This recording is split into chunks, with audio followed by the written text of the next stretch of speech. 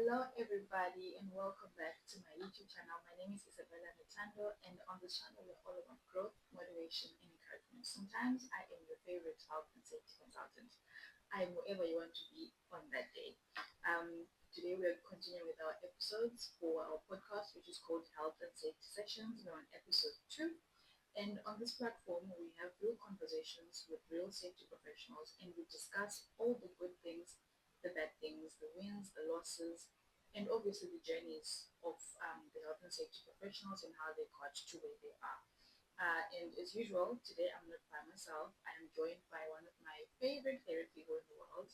Her name is Yolanda, and she will introduce herself further because I don't want to jinx it. Hi, Yolanda. Hello, hello. Welcome. Thank you. We're already laughing, guys. The motto of our relationship. Maybe just tell the people your name, what you do, and all things. Yolanda, a registered health and safety officer, and I've been in the industry plus minus 12 years. Okay. So yeah, we've been through a little bit of the whirlwind, the calm, and the good, the bad, and all the ugly. All of it. Yeah, All of it. yeah. Okay. I'm so excited to have you. Thank you. We met a long time ago. Was it very long? Yeah, it's been a while, hey? It's been quite a while. Yeah. I was still single when we met. I was not married Yes, yet. the first time I saw you, you were expecting your first. Is it? Yes. I was. Yeah. You had a Yes. small cute bump Okay. in I that think boardroom. yes, I remember when we first met in person. Yeah. But when we first learned of each other, Yeah. I was newly married. I was not pregnant yet, and you stole my job. Yes, I remember. You always make sure Yeah, I man. Yeah, Yeah. we interviewed for the same job, and then she got it, and then I didn't. But then, luckily, the company had another role in a different city, so that's how we ended up working for the same company. But anyway, I'm happy that you're here. Today we're just going to, chat like good friends, but most importantly, give advice to the people out there who want to get into health and safety or who have been in the industry and are just looking for a chit chat between other health and safety professionals. But to kickstart, we have icebreakers. Alrighty. To ease ourselves into the conversation. What is your favorite piece of PPE and why? I've got two. Okay. Okay. The first one is this one, earplugs. Mm-hmm. I love earplugs because of their ability to reduce noise level that enters the ear. The problem is, I think in our field, people always magnify the big PPE that protects people from the immediate physical harm that can happen to people. But the earplug, it avoids long-term induced hearing loss that comes over the years, and sometimes people take it for granted because it's not something that happens there and there. Yeah, it's not immediate. It's over time. So this will help you not to lose your hearing over time. Yeah, so that you can still hear and play with your grandkids in the long run. And my second piece of PPE that I love is a chin strap. It makes the hard hat effective. Okay, that's true. When you fall from heights, I mean, imagine falling from 10 meters up, you're wearing a hard hat and it's not secured. It's going to fall with you. It falls, and then the hard hat does not serve the purpose. So, hence, I love the chin strap. I love that because it's such a small piece of the actual PPE, but no one talks about it. Yeah. In fact, some people never buy it. Nobody uses the chin strap. Most sides they think you're being petty when you want chin straps on the hard hats. They will put it on and then it's inside. Yeah, it's inside. It's always. Like it's inside, so you don't want it. Yeah, I hear you. I like those ones actually. What is the weirdest safety rule you've had before? Weirdest. I'm trying to think. Like something you're like, really?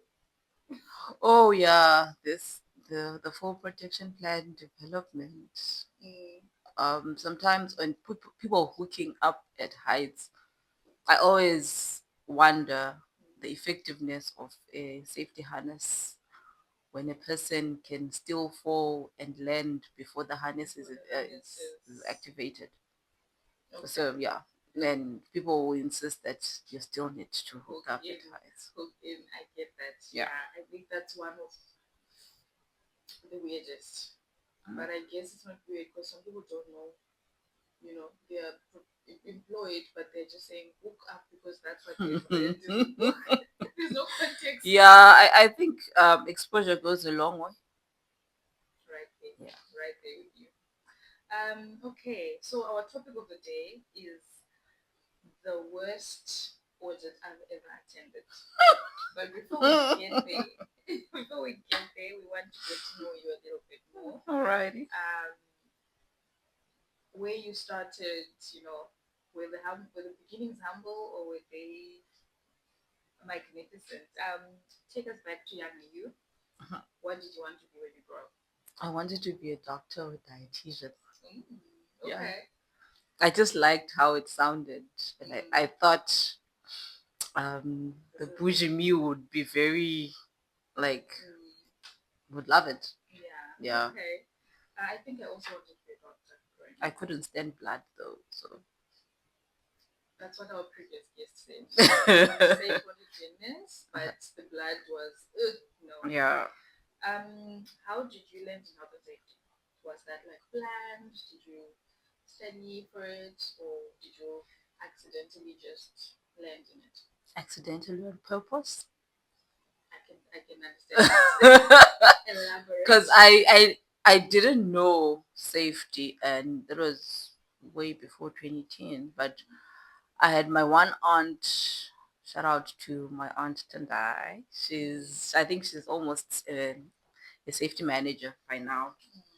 She's the one who studied occupational health and safety at MSU. Oh, right. Yeah, so I came and I stayed with them, but then I was just an administrator when I was staying. And then she's like, you know what? Safety is gonna be booming. You might want to consider, but I didn't listen. But then I thought about it after some time. I met my one first mentor, Anissa. Yeah, it was a good one, and she motivated me. So it was a two-way street relationship kind of, because then I was a tender administrator, so she mentored me safety, and I taught her how to tender. So it worked both ways. Yeah. All right. No, that's interesting. Take us on a trip of your career journey. Like what started and then it grew into this and grew into that. Like if you don't know the years, it's fine. But like you started as an administrator, and then you moved on to the next role, the next role, the next role. And yeah, since your first job after high school. After high school, I was an administrator. I became a receptionist for some company. Then my uncle hired me as a tender administrator and an office administrator. And then I worked, then moved to PE, where I became a tender administrator for Hatch. And that's where I met Anissa. And she really nudged me into, so I started from a tender administrator. I then became a safety administrator, and then went for the courses, did the things. Then an opportunity arose into a small construction company. Then I went, helped out until, yeah, we are here. We're here now. That is such a nice thing because I think a lot of people don't realize that careers, some of them are made, like for example mine, but then some of the best careers that people have, most of the people, they started something else, and then you get mentorship along the way. Someone told you about it, and then you find your way into it.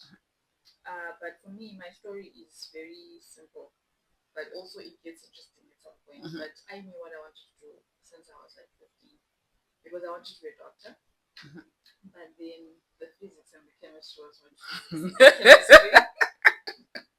DYDX refused. No, went home, I cried, I was like, Mommy, I don't know. I'm a doctor, clearly it's not working. So then they brought me, newspapers, and then I was just flipping through, and then I found health and safety. So since then, I knew I'm going to go to college, I'm going to study health and safety. So I always knew. But I've met so many people who were either HR or just, doing tenders or administrators. So I think it's interesting to know that you don't have to have studied a degree in health and safety from the beginning in order for you to do it. You can actually do a degree later on in life once you already entered the industry. And also, I believe, I still stand to be corrected, but I believe safety requires a lot of strong admin skills. There's a lot of filing, there's a lot of paperwork, there's a lot of document drafting and putting things together. So I wouldn't put it past even a person who does admin, because at some point you come back. We are decorated administrators. You know, I we would just have say. certificates and stuff, but at the end of the day, you are filing. Yeah. And It has to be on also point. on point, and you need to be a reader as well. Yes, You need a to lot. be okay with reading the law, quoting it, Yeah, I know. writing long documents. Yes, because like remember, with especially with knowing what legislation says, it goes back to your drafting of documents. Like now I'm a senior safety person. I draft policies, I implement management systems. So you can never, there's no way you're gonna do that unless or otherwise, I don't know, you'll be hiring someone, or but your documentation and your love for legislation has to be on point. Yeah, that's true. That's really true. We've already spoken about mentors. I think I'm drawn to mentorship a lot because it's difficult to enter a career without someone else saying, hi, go this way, left, right. Yes, definitely. Are you a mentor to other people? Yeah, my door is very open to mentorship. It's just that I'm not your copy and paste mentor. So you think that I don't want the best for you, but I'm also teaching you the best way I know how. I think I think I'm a very good safety officer. But I also, it goes back to the people that have trained me in the hands that I've passed. Always. I remember when I was working at the port of Kocha, I had a mentor, Ellen Makafola. Oh wow. Sometimes I would look at her, I'm like, this woman, does she really want me in this field or she doesn't? Because you think you've done the best of the risk assessment that she's asked you to, and then she'll say, yeah, no, yeah, it's okay, but go and check your spelling. I'm like, no, no, no, no, we are not doing spelling checks here. I remember at one point I sent her an email. I'm like, if you can't find anything wrong with my risk assessment and you want to go on and talk about my spelling error, then you're in the wrong profession. Become an editor.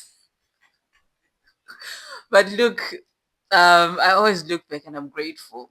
It's the nitty gritties, and you like now I pay particular attention on like how I format my documents. I pride myself in how my documents look. Yeah. No, that's true. That's true. Mentors can break you. Yo. But in hindsight, you're like, thank you for breaking me. Oh, definitely. I needed to be broken in.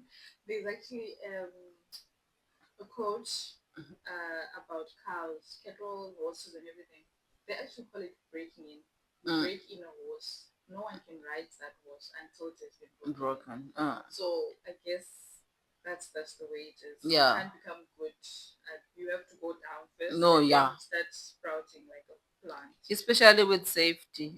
Big jargon doesn't mean anything. It's the small things. It's the small things. The fine print. Yeah, don't come here and tell me I'm looking for a CR23 when you know to who, you don't know who does, to whom does it apply. True. So yeah. How did you handle audits in your first few years of being a health and safety? There was a lot of sleepless nights the night before, the week Before you would always like checking everything on site. You go, you're talking to the supervisor. My audit is coming. I've been fortunate enough to have the agent audit and Department of Labor audit, and so those are all hectic. But hey, I survived. You have to survive. You have to survive. Audits are like that thing. It's like a toll gate. Yeah. Yes. You have to pass through it. there's no two ways about it. What would you say audit is by definition? By definition, I feel an audit is it's just more of an inspection, or we're going through. The client gives you, remember when you start, the client gives you the specification. This part of the video is brought to you by Yari Group. With registered safety consultants, they make compliance easy. Contact them with the numbers on the screen or email them. Thank you, Yari Group. So you've got your specification, you've got the OHS Act. So we are now checking against the documentation that is already on site and how you're applying what you have put in your HSE plan that has been approved. So we are checking whatever you have said you're going to do. Have you done it? The documents, are they in place? Are the checklists in? How is your site looking? Yeah. So you're just checking against the criteria. Yes. Okay, yeah, I think that's basically it. It's just an inspection. Yeah, against a checklist that has been made. Is that always proven to be the truth? What an audit? What's an audit? It's always just a checklist and the facts. It depends, man. It varies from auditor to auditor. There's some people who want you to feel it. They want you to feel less of a human being. They want you to understand that whatever they say goes. Yeah, so it's those kind of people that then make the work not so nice, but at the end of the day, they sharpen you. You know, I think you're right. I have a list of like people I've met and I'm just like, that guy. But the truth is, as soon as they leave, you check your work. Yeah. And you're like, were they right or were they wrong? So every audit sharpens you. Yeah, it does. Degree. It does. What are the biggest challenges you faced as a female site safety officer? That people think that you don't know. I remember in one the one project I arrived, it was a big national project here in Cape Town. So I get into the room, it's these big old guys, that engineers, everyone. There's, I think, deputy ministers also there. So I'm being introduced. And then there's just one old guy, he just says to me, remember what your job is, don't come here and mess everything up. We're already on schedule. Don't mess it up. Did I not go back on my CV and I told him exactly where I'm coming from and how much project management experience I have? I'm like, so I definitely know what I'm doing. So sometimes people think because you're a woman, I also don't blame them, hey? Because fellow women have not made it easy for us. The girlies have made safety, we dance according to your hormones, kind of a thing. So I think sometimes they just want to safeguard themselves, to say, look, don't mess it up. Yeah, I think my experience has been, they think you are the help. You're here to make tea. I've actually been on a site where one of the contractors came the first morning that after they got on the project, and they were like, "Oh, where's the tea?" For who? I was like, "Tea? Don't you have a flask?" And he was like, "Aren't you the administrator?" I said, "Even if I was the administrator, I would never make coffee for you. I'm never going to make coffee for you." But most of the projects, it's either you are the help, you are here for paperwork only, or you're the clerk, stuff and stuff. I feel you. So I think it's just being your role being diminished. Yeah. doing something else. And also, I feel being a female safety here with men, even if it's just a general worker or whatever, hey, The catcalling. you have to prove yourself that, look, I came here to tell you what you're supposed to do, right and wrong, because some men don't easily yield to what you'll be saying as a woman in general. And it's not about you being a young woman or what, but just being a woman in general. They just don't want to take any instruction from you. I get that. Yeah, it's true. It's true. So I guess to finish this conversation, we can just talk about your worst experience, the worst audits, I guess, so that we stay on track. Yeah, I had, when I was in Durban, I had this auditor. You know, when you clean and you make sure that the site is 100% on your own, man, you look at the site and you're like, yeah, I'm proud of myself. The guy comes the next day, everything is in order. He can't find anything after the site walkabout. Guess what he says to me? I can't give you 100%. I have to look for something that is wrong. He opens on my daily visitors register, and then you some pages back, and then he takes on his notes. He's right. Visitors register last updated on this such and such a day, but there were new visitors on site on that day. So he just needed something. He said, I can never give you 100%. Auditors. Yeah, he said I can never give you 100%. Well, I mean, it's it happens. Yeah, it does. My worst one was when he just wouldn't talk to me. He just wouldn't talk to me. No matter what I did. Hello, hi, hello, nothing. It ended terribly. Not on my part, but he just wouldn't speak to me. Like, the only time he then started talking was when I had involved my superiors and all of that to say, I'm here, but this guy is not talking to me. He's entertaining other people. And I think it goes back to that thing of, thinking women are inferior because I was the only woman there. And, he was talking to all the men, and me, nothing. So these guys, they really it makes you furious though, because you really feel undermined as a professional. Am I not here? Am I invisible? Right? But yeah, let's move on to our next segment, which is the industry insight segment. And on this segment, we discuss the news, what's happening in the country, South Africa, any articles or anything that's happening. So I've got a little paragraph here. It says, Construction World magazine published on Crown website back in December 2025. I think we know all about this one. And the title of the article was New Draft Regulations, and it seeks to reinforce South Africa's construction industry. The new regulations make it clear if you commission on a building, you are accountable for ensuring safety is embedded from day one. This isn't about pointing fingers, it's about creating shared ownership and outcomes. This was Gareth Robb, who is a manager at GVK Siyazama, contracts director in the Western Cape region.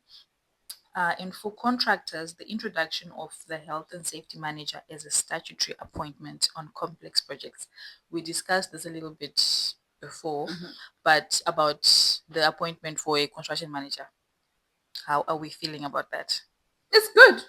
It's good. I feel it's good on complex projects. I think when they draft the regulation, it would be like, I think at the moment there is a certain cap of you need a health and safety officer when it exceeds A, B, C, A certain D. amount, yeah. So if it gets to that, but then again, the safety manager must be having officers that work under them. Yes. It can't be the manager runs the site alone. But I think in the wind industry it has been like that. Since time, yeah. In the wind industry it has been like that. So maybe they're just trying to introduce that to the building industry. But wind, I know for a fact, in that they've been wind doing it you that get way. to a site, there's a manager before there is, and then there's a lot more safety officers. Yeah. Yeah. Personally, I just feel like we don't need managers on site. We do. Trust me, we do. Why? Because I feel like construction projects, they already have so much management. Like there's from the agent to the site contracts manager. Some projects actually want those people to be stationed on site. So I just feel like there will be so many offices where people are just sitting doing nothing. But would they be like stationed for that particular site? Because right now it's one safety office. A safety officer can't no, that's an 8-1 can't run more than one site. Yes, that's an 8-1. Even 8-5s, I think they no longer want us to do too many. You need to be stationed.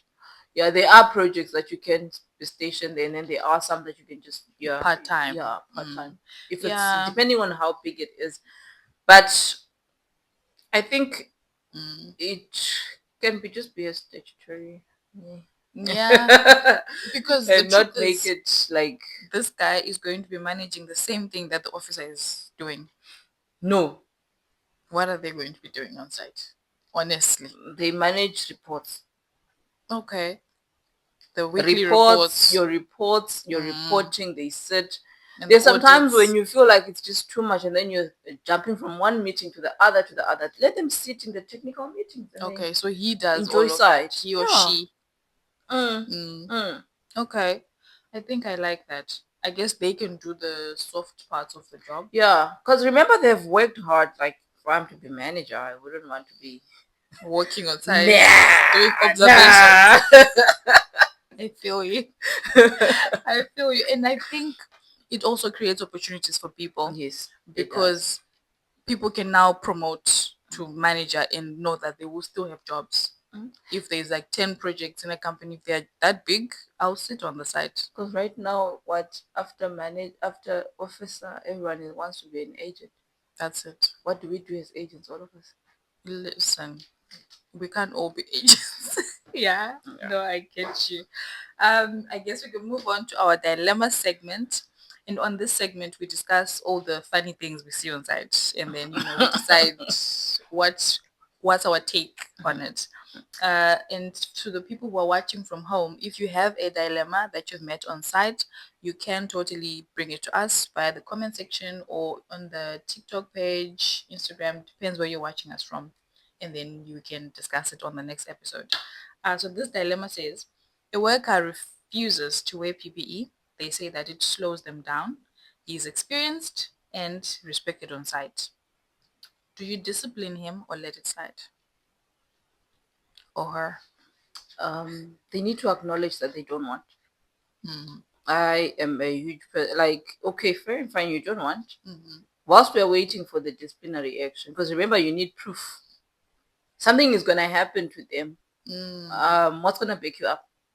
You need to get the proof. Write it down. Write it down. Make it a non-conformance. Let them sign and let them know that it's not okay. In some sites, they fine. NCR. Yeah. So your NCR comes with the first, the second, the third. It's 50 rand. Then it's those kind of things. But they need to acknowledge that they have refused to make use of the PPE. Because remember, in the court of law, if anything then happens to them, you need a paper trail to say proof, you did speak to them. Yeah. Okay. And also maybe address it with the supervisors. Yeah, because I've met... In writing. Yeah. Because I've met a lot of guys who don't want to wear gloves. They say, I need to feel the wood. And you're like, sir. Wait until you get a splinter. Or ma'am, if you cut your finger or, splinter. But yeah, I hear you. Discipline. Don't let it slide. Yeah. Quick fire. Final. Okay. Sad, but we're coming to an end. What does CR14 say? Talks about demolitions. That you must appoint a supervisor who is going to be they have to be competent. What in OHSH does not need competency? Everything has to be a competent person. So yeah, there has to be a competent person who supervise the demolition. Okay. All right. The final one. How many workers does a contractor need to have in order to hire a safety rep? Is it not 10? I don't know, 10, 20? I don't know. Somewhere there. We are Somewhere there. there.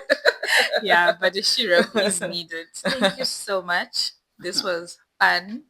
I enjoyed talking to you. I always enjoy talking to you. That's nice. No? Yeah, It we was could really go on nice. for another Yeah, 30 and minutes. we can still talk about those horrible auditors. Lots and lots of them. We were being kind, guys. We've met. Yeah, it's hot out there. It's hot out there, but thank you so much for watching. I will catch you guys on the next episode. Show us some love in the comments. Like, comment, subscribe, and don't forget to share. And if you are trying to get into health and safety, if you need a mentor, just comment down below and then we'll see what we can do for you. We can connect you with people or companies that offer those types of services. But yeah, thank you, Yolanda. Thank you. Love you. Bye, guys.